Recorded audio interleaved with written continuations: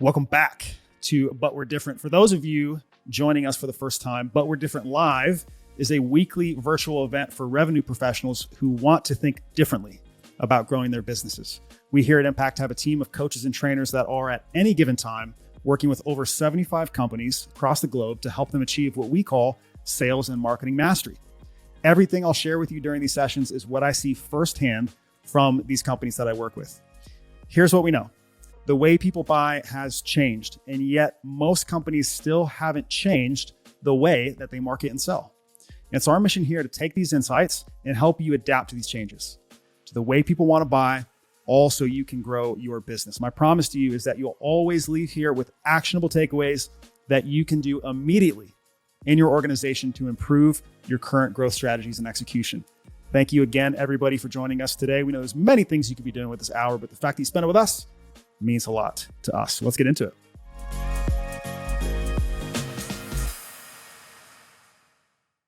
So, Zach, last week we talked about the Big Five, and we talked all about how organizations that openly address cost and price win the trust in the business of buyers.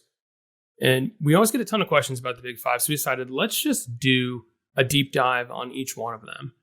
And so today we are going to cover Big Five, topic 2, problems content. And so this is like the great dilemma of the digital age. Consumers are not dumb and they're not ignorant. But when people buy, they worry more about probably what's going to go wrong than what will go right. And in fact, I'd venture to say that as a buyer, you've at this point in your life have probably searched hundreds of negative-based reviews and probably very few positive ones. And so as buyers, we want to know the good, the bad, and the ugly about what we're buying. And we're mostly concerned with the bad and the ugly. Now, if the market believes that your product or service or brand has problems, they're going to find the truth. And as a business, you have a choice. You can allow the customer to learn about it from someone else and let them build the trust, and in turn lose trust in you, or you can address each and every fear, issue, worry, concern, doubt, and problem that they could possibly have head on. You can close the trust gap, and in the minds of your buyers, earn their trust. So, Zach, you have a really great vantage point on this one because you've personally guided dozens of businesses to create and publish this type of content. So I think the question on everyone's mind is like, why the heck would I ever do this? Yeah. Why address the ugly stuff? Wouldn't it be better if we could just not talk about it and just not be there altogether? Here's the literal like scientific like reasoning of why we need to talk about this way more than we do today. And that is, if you look at so many of the studies that are coming out these days about sales and the data that we're getting is really fascinating because we have these new tools that can analyze hundreds, thousands, millions of sales conversations because they're happening in a digital environment. AI can break these things down and they find what leads to sales closing and not closing. What we've thought for the longest time is that if we get somebody over what is the status quo, right? They're not happy with the status quo. Well, then they're obviously going to buy our stuff. But what we now know is that that's not enough. Indecision still exists even when someone is not content with the status quo. That indecision oftentimes is caused by feeling like you have a lack of information or you're uncertain about an outcome. And so knowing that, we have to go, well, what causes indecision? For so many of our organizations, it's fear of making a mistake.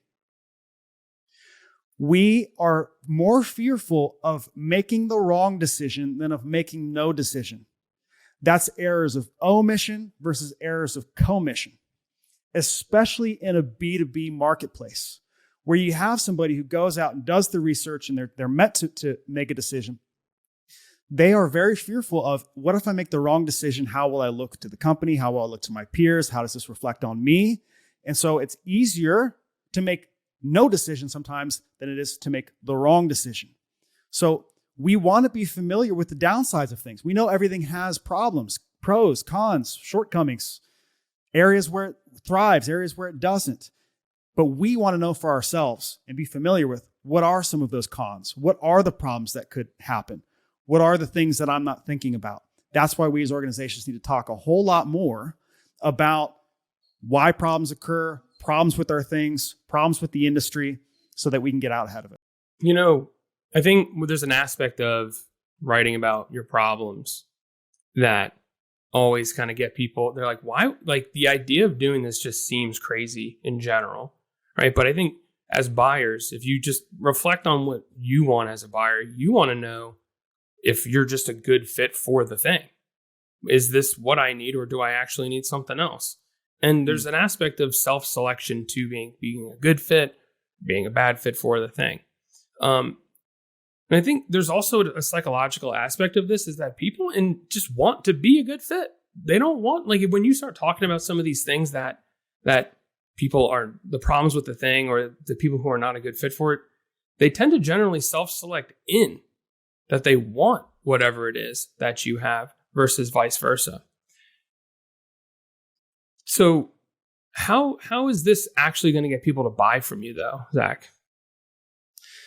Well, besides dealing with indecision, right, which is something we're going to deal with in sales, no matter what industry we're in, no matter for B2B, B2C, whatever, right? It's going to help us deal with indecision by getting out in front of problems. But like you just said, Nick, you bring up a really interesting point, which is that when we are willing to say when our stuff is not a good fit for a certain type of person or group of people or type of organization, it actually makes us dramatically more appealing to those that we are a good fit for. And now this is just, it's telling of the era of personalization that we're all in right now. We have more options than we've ever had before. And so we want to find the option that's best for us. When we can clearly see who it's not for, it actually helps us determine who it is for. And we're more willing, Nick, to, like you said, overlook or dismiss certain cons or disadvantages or problems because we're aware of them, and it makes the decision easier. Again, we feel like we've walked through the right logic. We've done the right things. We've done the due diligence. We're ready to and prepared to make a decision. Now, one thing is we can leave it up to the marketplace to discover downsides and cons and problems and things like this on their own, or we can actually be the ones that give it to them. So I'll give you an example of this. Let's say Nick and I were both pool guys. We love talking about pool companies for some reason, but let's say we were both pool guys. And let's say I, Zach, have a fiberglass swimming pool company, and Nick has a concrete pool company. Now, a prospect is working with me, and when they talk with me first, they know me, they like me, they might buy one of my pools, but they also go and talk to Nick. Now, what is Nick going to say about me and my fiberglass pools the moment he finds out that prospect talked to me first? Well, he's going to come up with all the reasons why fiberglass is not a good fit for them. But the fact that they have all sorts of problems, that you can't get them in any size and shape, that they crack in the ground, that, it's not even like a real pool. It's like having a bathtub in your backyard, right? That's what he's going to say.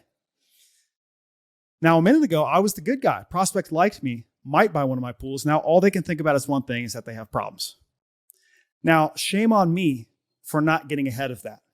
Let's say I did, though. Let's say in that conversation I had with that prospect, look, fiberglass pools aren't a great fit for everybody. You should be familiar with some of the disadvantages and the cons about these so that you know it's really a good fit for you. And I was able to give that prospect all of that information. Now, when they go and talk to Nick, and Nick says, those things have nothing but problems, that prospect is saying, yeah, Zach told me about them. I'm actually pretty comfortable with them. Now, who's still the good guy? It's the one that gave the prospect the problems so that they were aware of them. We're not hiding from it. We're actually being willing to give it to them. That's closing the trust gap. Now, I'm not saying go do it in a way that's manipulative. I'm saying quite the opposite. Let's not manipulate by just giving them the things that they want to know versus trying to hide from it. Let's keep going with our pool company idea, because it's just easy. It's easy to understand, right? If you're selling fiberglass pools and you're writing about your problems with fiberglass pools, you're saying, hey, you can't get them in any shape and size. Do you really want pool that's the shape of a guitar? If you do, great. You should probably go get a concrete pool so they can make you a pool any shape you want. But these pools come in this size, and people will say, you know what? Probably don't necessarily need it to be in the shape of a guitar because there's probably all these other things that come with the expense of trying to do those things. So we talk about problems. It's not just all the things that could possibly go wrong with what you're doing or what you're selling or the way that you service it. We're talking about just all of the decisions that people need to make in order to choose you. So one of the cool things about the problems content, and it's interesting as to why people commonly avoid it, is because this content is often as close to the bottom of the funnel as you will ever get. Meaning the people who are looking for this information are as close to making a purchase as they will ever be. Because people who want to understand the problems about your fiberglass pools, they're not moseying around, they're not kicking tires. These are the people who are ready to make a decision, and they're trying to factor in or out any possible unknown or uncertainty. And so how do you apply that to what you do, right? When people are looking for potential drawbacks of working with us, right? Like here's another B2B example. As a coaching and training organization, people often compare us against traditional inbound marketing agencies. And so some of the potential problems would be is that we don't do the work for you. And if you need someone to do the work for you, we might not be the best fit. And so we go through that narrative, a ton of different kinds of content. So super interesting. And I think it's, Zach, why do people avoid it if it's that close to the purchase for most buyers? Well, we've been taught to not let anything creep in that might not look good for us, right? How can we bend the narrative, skew the information, whatever, to just make it like the most appealing option ever? When in reality, we know that doesn't work. Right? It's the opposite of what you should be doing. And I also think so when we use the example that's in the book, talking about problems with a fiberglass swimming pool, well, that's not easily translated to how you would apply that same principle to, let's say, a service-based business, right? What are you going to talk about? How do you really, in an unbiased way, talk about the problems with a particular service? Well, it's getting away from the principle that is people just want to be familiar with what could go wrong, what could they be thinking about the wrong way, what's going to lead to buyer's remorse. And so in a service-based scenario, much like us, we talk about what are the problems with outsourcing your marketing? What are the problems with insourcing your marketing? It's not necessarily about our particular service. It's just like, if you were going to do one of these things, what could be the problems that arise from doing it that way? So the only complication comes in here when we think that, well, if we address openly the issues, the negatives, that will cause FUD, right? Fear, uncertainty, doubt. When in reality, it's when we don't talk about these things that leads to the fear, the uncertainty, and the doubt. So keep going on that though. Give some more context to the types of problems companies should be talking about. Well, you need to be incredibly familiar with your customer and what are the decisions they have to make in order to make any sort of buying decision, right? It's like your prospect probably doesn't jump right into comparing companies or jump right into comparing products. They start way further back with more surface level fears and worries and anxieties. To the degree that you're familiar with what are the things that slow down deals, like what are the things that you feel like you're getting closer to closing a deal, but then it bubbles up and it's like, wow, I didn't know that you were concerned about that. Oftentimes it's things that could go wrong. We should have been the ones that get ahead of that. We should have told them, these are the things you need to be familiar with now at this point. So it's being so familiar with the buyers. So here's a really great way to answer your question, Nick. We think in terms of our sales process, and that to us is the buyer's journey. That's not the buyer's journey. Buyer's journey happens long before we ever enter the equation. So it's that 70 to 80% of that buying decision, that buyer's journey that's taking place without us. What are the things they're trying to figure out? What are the symptoms they're experiencing? They're trying to figure out, why is this happening? What's the pain that's present for them in those moments before they even know what the solution is? That's where we come up with the best problems and negative-based thinks. Then when we get into our process, the tides shift a little bit. Now we're talking about negative reviews and things like that. And these are things we actually want to promote as well. Yeah, and we tend to frame problems like there's like their problems, like they're being like the buyer's problems.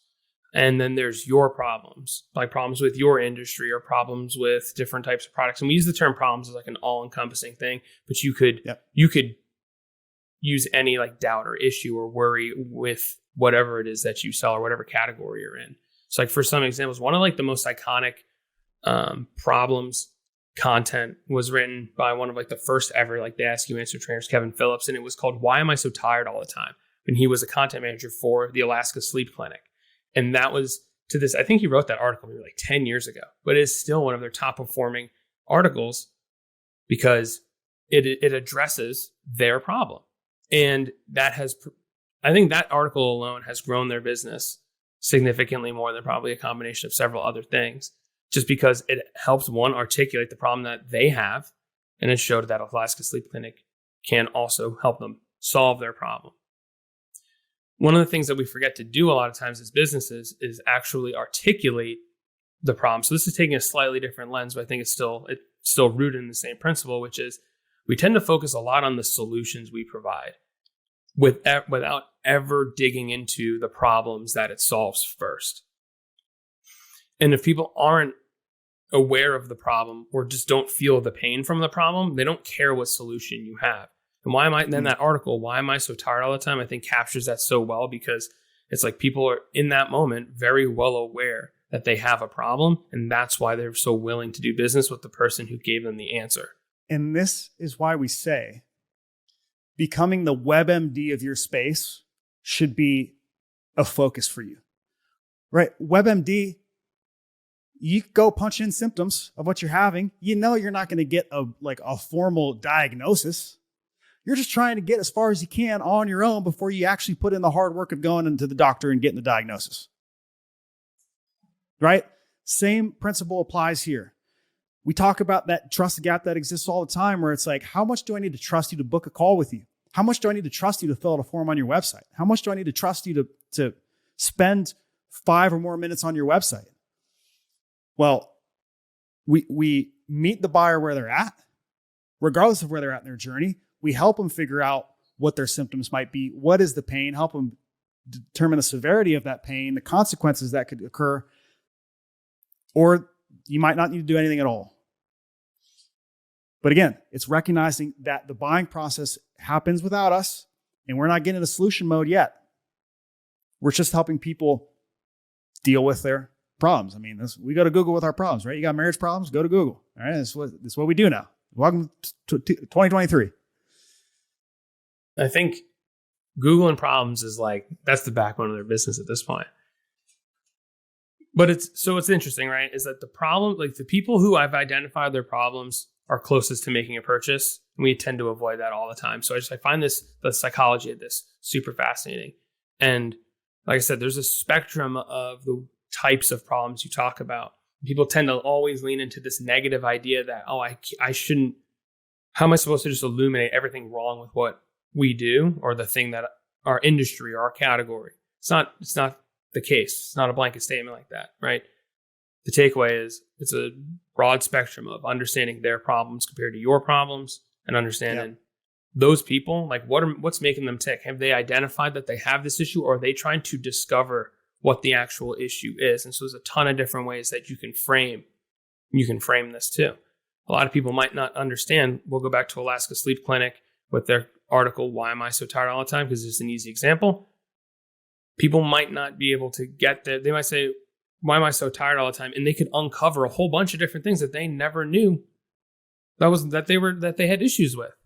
There's a whole bunch of sleep problems that they probably didn't realize that they could possibly have. And so, but again, these are the types of things, these gateways you have to understand, is that the people who are searching for their problems are the people who are actively searching to make a purchase because they know they have a problem that's worth solving. Yeah. There's a part of me that wants to believe we all actually know that there's power in terms of building trust if we're forthright about things that are wrong.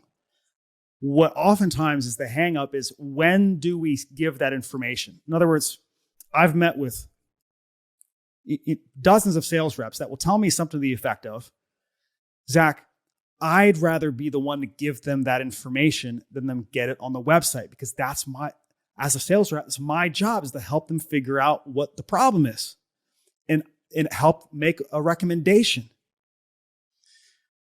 They want to help that prospect discover a compelling reason to buy the thing. That's really what it is, which, by the way, is not a bad thing. It's a good thing. We should want to help people uncover a compelling reason to buy. And as an example, this is an example I've been using recently that I heard from another sales coach. Let's say you went into a Brazilian Jiu-Jitsu gym and you were looking at getting a membership there. And upon the person asking you questions there, you told them, well, I just want to get in better shape and I think this would be a really fun way to do it. Well, if that person is worth their salt in terms of a salesperson, in terms of somebody who's trustworthy, they're going to tell you, well, this might not actually be the best option for you because, Brazilian Jiu-Jitsu, it's tough. It's painful. It takes a lot of time to really master it. If really all you're doing is just wanting to get in better shape, there's probably some other options for you as well. Right? That's what that person would do if they're a good, trustworthy salesperson. Now, a little bit different. Let's say I walked in there, they asked me why I was looking at the membership, and I said, I just got mugged last week, and I feel like I'm not able to adequately protect myself and my family, and I'm feeling like I really want a good way to learn self-defense. Well, that's a pretty dang compelling reason to get a Brazilian Jiu-Jitsu gym membership, right? That's uncovering the compelling reason to buy. That's that moment right there that just happened. You can scale that. You can do it digitally. You can do it online. You can do it on the website, but it's us talking about some of those negatives, right? Here's when it's not a good fit and here's when it is. And like I said earlier, for the people that it is a good fit for, they'll only feel stronger by you saying, here's when it's not. Here's when the symptoms aren't bad enough to justify this thing. Here's when it's just not the right time to do this thing. You only make people who are a good fit feel stronger when you say things like this. So in this example, right, when you go through that narrative, and anyone who's hearing that narrative is saying, I'm not a good fit if I don't want to protect myself and feel, and like however you described it, right? It's like those people will self-select in. Because you know what? Even though, I do want to get in shape, I kind of do want this other thing too. And so they'll typically self-select in. This is more common than not. People want to be involved. They want to be a part of the people who can. So this is just a psychological effect of when you start creating these dichotomies between good and not a good fit. So salespeople and the effect this has on them is probably one of the most like pushback or alarm. Like just like people are just genuinely concerned with how this goes. And I think so beyond what you just described, how does this affect salespeople? Well, I suppose that depends on how well the content team has addressed these things. Are you saying, how does it affect them if we're not talking about it? Well, let's put it this way, right? If the initial reaction is that this puts our salespeople, or this prevents our salespeople from convincing or pitching people our solution is better, or diverting demand from adjacent categories, right? I talk a lot about like the inbound marketing agency to a marketing training firm, right? Like, how does this affect the salespeople's ability to do their job? Because you just said a lot of people rely on salespeople to have those conversations to shape that narrative, versus when you disarm them and you take that narrative out of their hands. Yeah. Does this prevent them from closing deals? Well, it's going to affect somebody at some point.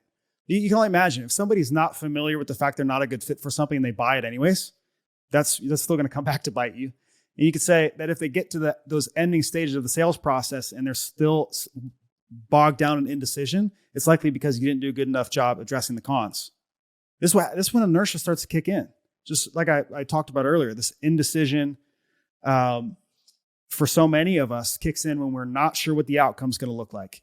We're not really we're unable to properly evaluate all of the options. We don't feel like we have enough information. That's when closing rates plummet, even at the later stages of the sales cycle. We've done all this great work, but we didn't cover the most basic stuff, which is giving them the proper logic to walk through so that they don't feel like they're going to have buyer's remorse and they're ready to make a decision. when we work with sales teams and help them actually integrate the Big Five content, specifically problems content, into the sales process earlier on, it not only shortens the sales cycle overall, but the closing rates go up. Because we've gotten to that point and we've walked them through the things that they wanted to know. There's no more discovery to be had here. There's no more questions, no more pushback here. We've gone through all the right logic. We've talked about the cost. We've talked about the problems. We've talked about the way it stacks up to competitors. We've talked about what's the best. We've given them reviews. At that point, if they're not making a decision, it's because they're likely just somebody who won't make a decision. But if you've done those things right, closing rates do absolutely go up. If we don't do these things, we can assume closing rates will stay the same, or they'll continue to go down because, again, not prepared to make a decision, not familiar enough with the drawbacks. I think the heavy emphasis here on like arming the salespeople with the content. We'll go into this in another episode, but this concept is called assignment selling. And it's the idea that when you create this type of content, you put it in the hands of your salespeople so that they can also guide buyers in the process in real time. Right? A one-to-one interaction. When that buyer you can address them long before the buyer ever brings them up, before that pitch meeting or before that last meeting, or when they have to bring in other stakeholders to be able to make the decision. We see this all the time in B2B. This is probably the biggest asset to B2B sales processes, is giving this to the salespeople and teaching them how to use this content to disarm objections before they ever come up. So we call that assignment selling. That's a thing. That's something that we'll go into in extreme detail in another episode. But I think it will continue to kind of come up throughout the rest of this. So yeah, I want to address a comment in the chat pane real quick from Michael. He says, "I've seen a lot of if you're not a good fit if with BS reasons like you don't want to solve your problem, etc. How do you keep the not a good fit if real?" I've actually seen. Let's take it a step further in terms of like a digital user experience. We've probably all seen those pop-ups on certain websites that it's like they're promoting something and then the X button is like, no, I don't care about solving this problem. Oh my gosh, come on, people. Like, come on. It's so annoying. It's like, you don't see how annoying that is. So it's the same thing in this case. Like if we're going to set out to say, I'll let you know if you're not a good fit, then you actually have to like give valid reasons why somebody wouldn't be a good fit and give them the agency to determine for themselves. If you're not giving them good information to make the decision on, then you might as well not do it at all. You're going to erode trust versus building it. And I have seen that before where people will say they understand the principle. Oh, people want to feel like they're a good fit. And so we're just going to give them a bunch of weird stuff that says you're not a good fit if this, and that's somehow going to work. That's manipulation. That's engineered. That's not how this works. But it's a really interesting point. Michael also asked if the problems discussion is as close to the bottom of the funnel meaning in this case, closest to what I'd say zero moment of truth. That's the moment in which we actually want to reach out. Where should we introduce it in the sales process? So if we say bottom of the funnel happens before zero moment of truth being when we actually are aware this prospect exists, immediately after. Like as soon as we start going into consultation mode, we're going to take you through this process. We should be saying things like, here are some things you're going to want to know right now. How much could this cost you? How much should you spend on it? What are the potential problems I could run into with this thing? How does it compare to others? We want to get that stuff in as early as possible. You mentioned keeping it real, right? Like buyers smell this stuff out. Like you can't just BS your way through content anymore and hope Google's going to surface your article or that people in your, and if you give this to someone in the sales process, they're going to look at you like this, I'm done here. So like, yeah, you might be able to find people phoning it in search results and people creating content out there, but people will see straight through it, especially now that like the amount of choice consumers have, or the buyers across the spectrum, the amount of choice they have is unlimited. The consideration for bad content does not exist. If it is bad, they will sense it within about the first line, or if it's a video or audio, within the first 2 seconds. And they'll skip, and everyone will come back and say attention spans are short, and that's just untrue. People will binge watch shows and listen to 3-hour podcasts. We're grateful that people come here and hang out with us for an hour. Attention spans are not short. It is this consideration span that is short. And so to your point, Michael, it's like if the content is not real and it's a bunch of BS, that content isn't performing for them. It may get them a couple hits on a Google search, but people are going to bounce immediately because that's not providing any value whatsoever, right? And it breaks trust. The whole point of everything we do here is to move the boat closer to the dock, right? We talk about closing the trust gap. People are not going to be willing to reach out to you to start a sales conversation if there's too much room between them and you. There's way too much that can go wrong, and there's plenty of other easier things that they can do. And so the closer you can move the boat to the dock, the more willing they will be to make the leap to try to work with you. So thank you for bringing that up, Michael. I think that's an incredibly important part of this, is saying the right things. So Zach, how do you do it? How do you actually talk about problems? We went through a whole bunch of different things, but how do you actually talk about problems, right? Every time you write about them, what should we be doing? Because I think tactical is good. Let's get a little tactical here. Yeah. And so the easy answer would be just to say, be honest about your problems. But the better answer would be, how much can you teach about those things as well? Nick brought up just a really interesting point right there. I want to harp on it again in terms of how much time we'll spend with content in the right environment. Now, I'm going to come back and answer your questions in terms of how we do it, Nick, but something we talked about a few episodes ago was reviews. So my question for anybody listening to this, I imagine you've probably been on Amazon at some point in your life and you were making a purchase that was significant enough to you that you actually went and looked at the reviews. Did you spend more time with the negative reviews or the positive reviews? For most of us, we spent more time with the negatives. In fact, we probably spent 4 or 5, 6 times the amount of time reading through those than we did reading through the 5 stars. So the question is why? Well, we want to be familiar with the pros and cons, and we're willing to spend time so that we do get familiar with those things. And so when you go and address problems and things on your website, right? You make the videos, you write the articles, you craft the website pages, you talk about who's a good fit, not a good fit, all of these things. Are you making something that's valuable enough that people will spend time with it and it's actually educational and delightful to learn? You could just come right out and say, well, it's not the right time if blank, because of boom, and this one sentence answer. But could you go further? Could you help them out a little bit more? Could you help them navigate a little bit more of this on their own? So we have to take the principle of, we got to address it, and then we have to elaborate on it. We also have to use what is the principle of disarmament.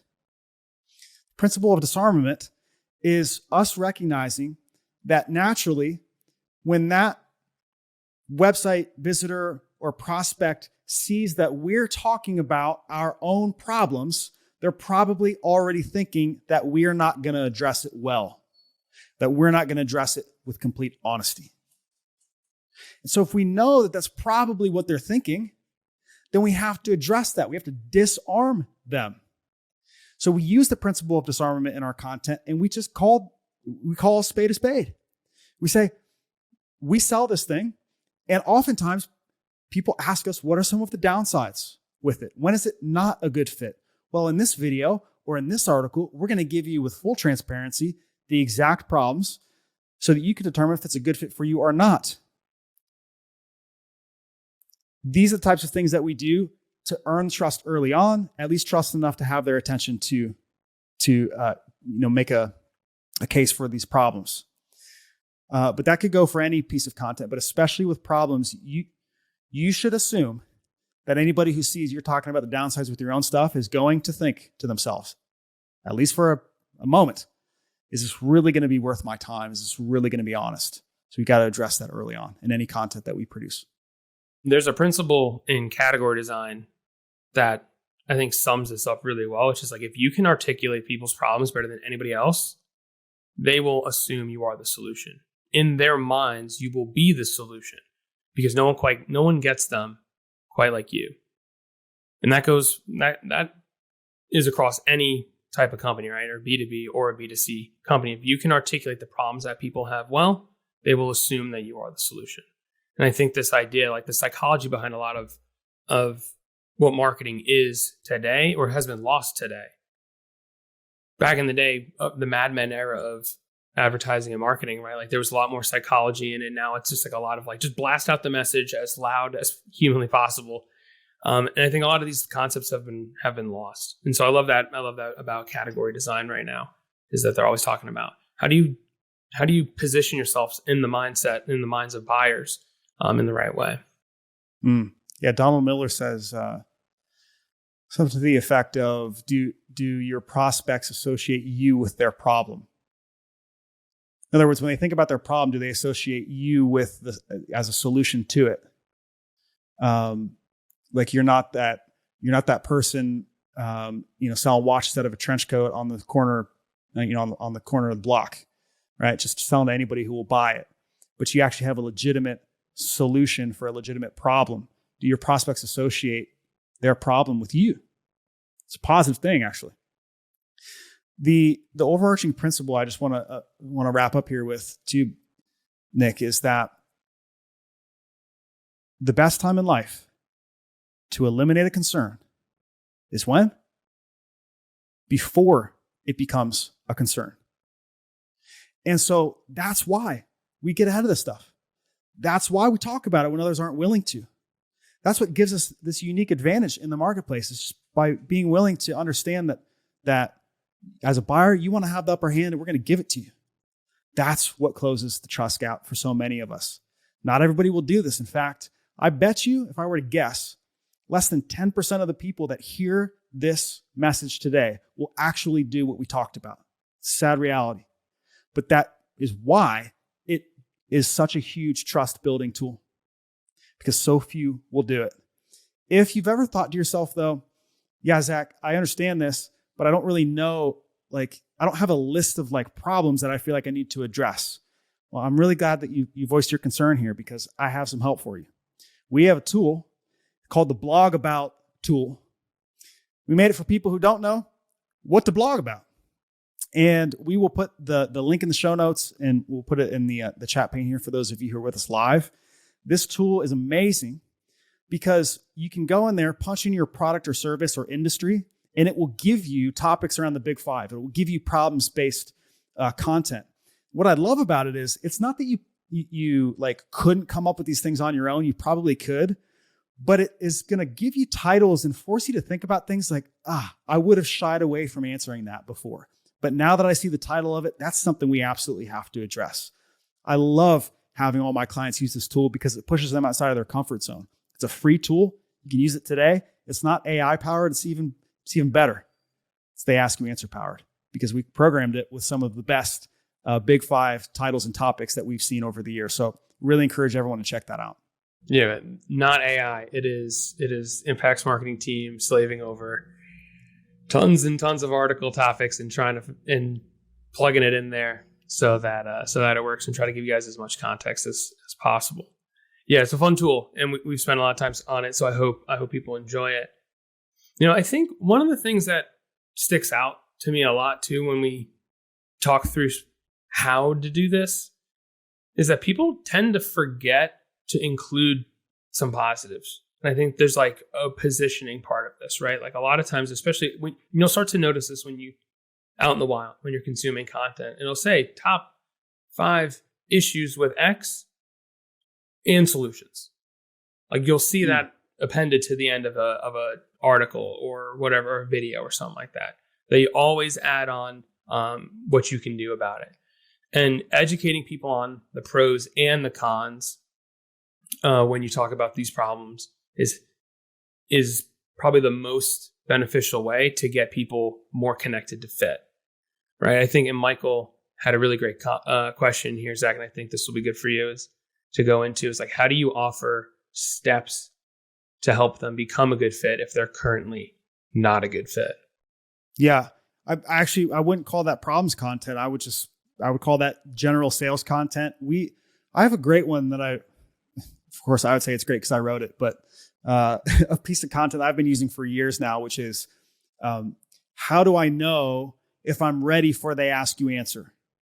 And I outline 5 things that you should know or be able to say about yourself or your organization that would tell you that you're ready to use They Ask You Answer in your marketing strategy. Now, my intention was to help people show that they actually are ready.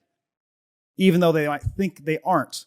But what actually in turn has happened is, as I've used that so many times over the years in real sales conversations, people self-discover, you know what, this is one thing that I need to work on because I'm not ready right now.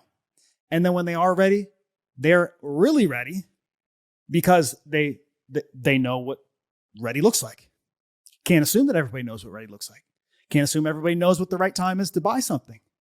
This is one of the hardest things that I've seen for so many organizations to do. You ask them, when's the right time to buy your product or to buy your service? And almost 100% of the time, either joking or not joking, they'll say, well, right now, Zach, obviously. That cannot be true. You're saying for the entire global population, they need your thing and they need it right now or something bad's going to happen. That cannot be true. There has to be a right time. There's got to be things that should be in place first. There's got to be a right order of operation to go through, and you should know what it is because you sell the thing. So these, readiness, that's what I'd really call this content. It's like readiness, buyer readiness, whatever, is very important. And we can actually tie it in with problems content too if we do it cleverly.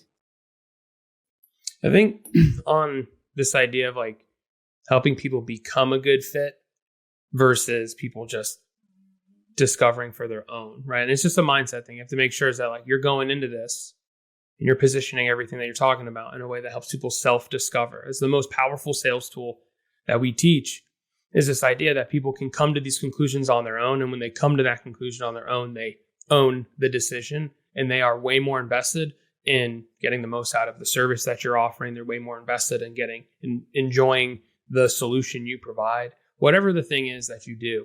So having people come to that conclusion on their own, and there's a million different ways. And Michael, to your question too, it's not one thing. It's not like a single piece of content is going to change the world here. This is repetition. This is probably hundreds of pieces of content and reiterating the message hundreds of times so that the mindset of the buyer is exactly the person who needs to buy from you.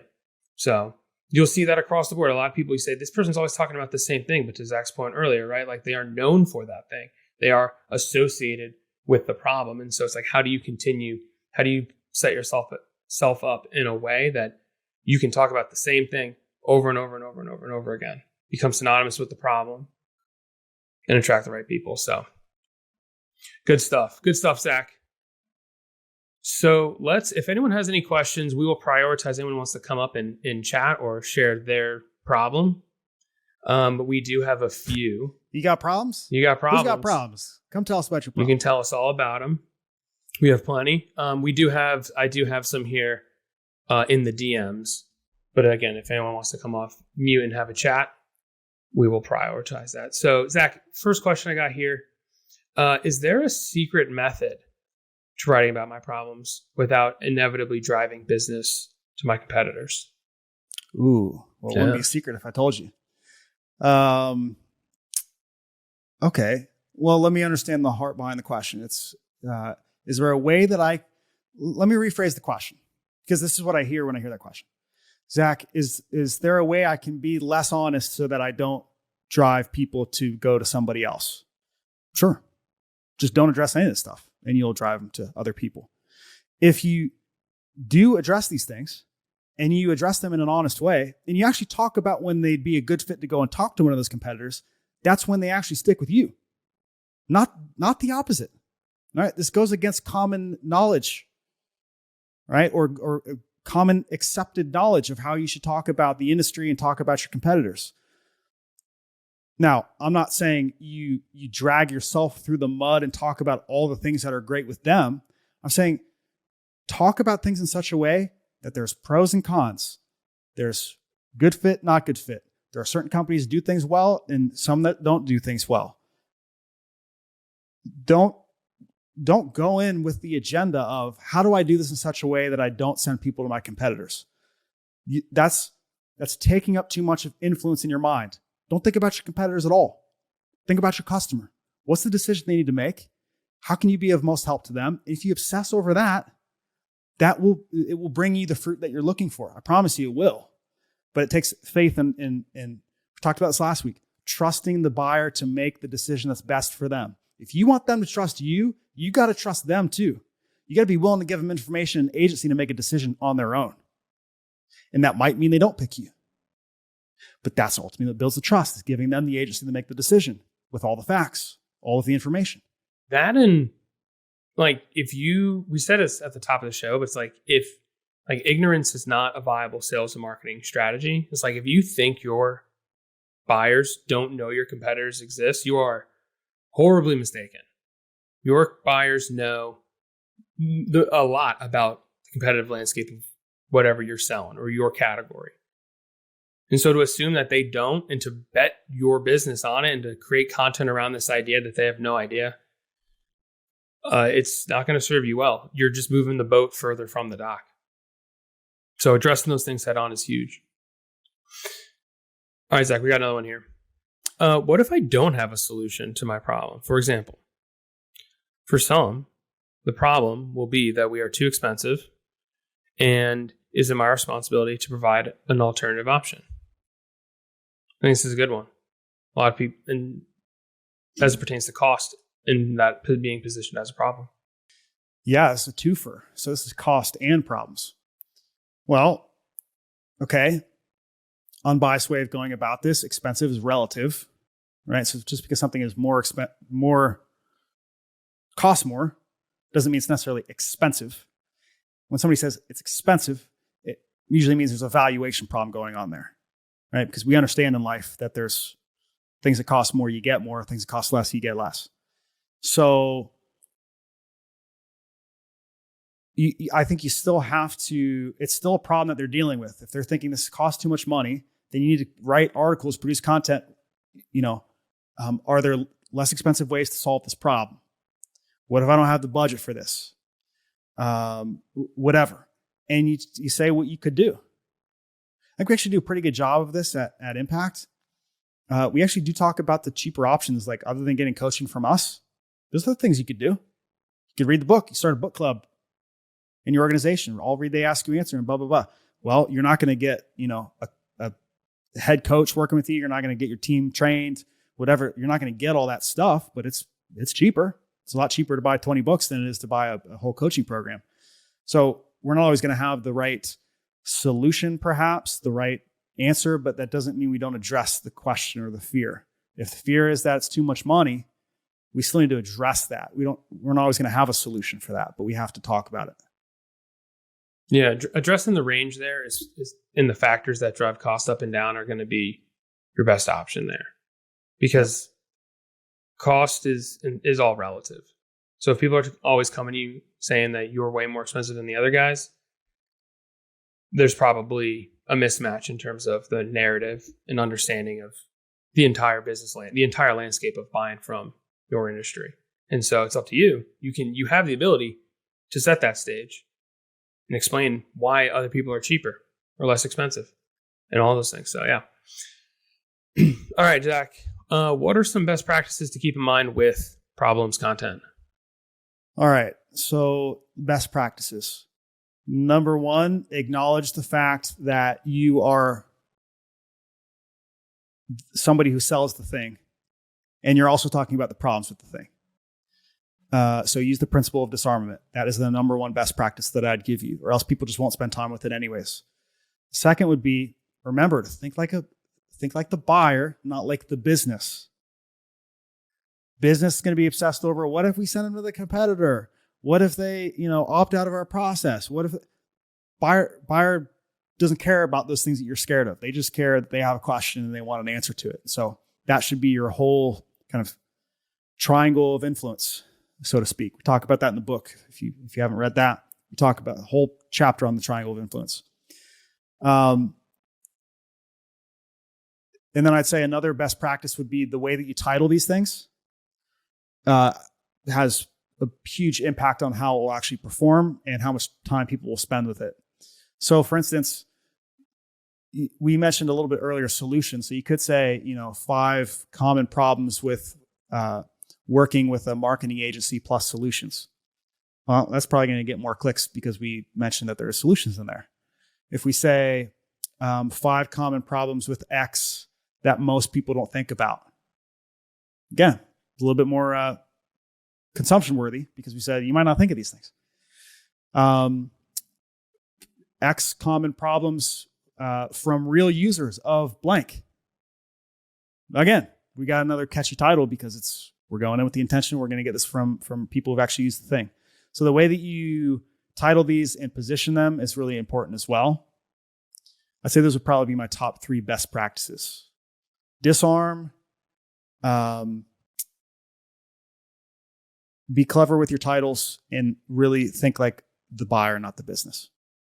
Yeah, I think one of the ones that we lean into a lot here is just objective analysis, right? Like stay away from opinions, be very matter of fact with what we're talking about.